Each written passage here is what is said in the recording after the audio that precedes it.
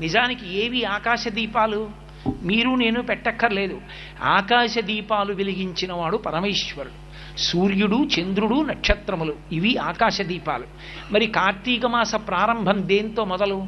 ఆకాశ దీపంతో ప్రారంభం. ఆకాశ దీపం ఎక్కడ వెలిగిస్తారు? దేవాలయంలో వెలిగిస్తారు.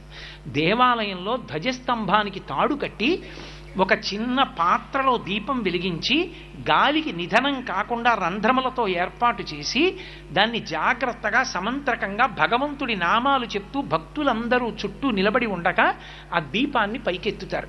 ఎవరి శక్తి కొలది వాళ్ళు కార్తీక మాసంలో ఆకాశ దీపాన్ని పైకెత్తడానికి చమురో ఒత్తులో ఏవో ఒకటి ఇస్తూ ఉంటారు. అది పైకెత్తుతారు. ఎందుకని?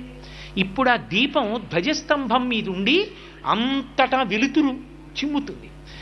ధ్వజస్తంభం మీదకి ఏదైనా లాగారు అంటే, పతాకాన్ని ఆరోహణం చేశారు అంటే ఈశ్వరుడికి ఉత్సవం అవుతోందని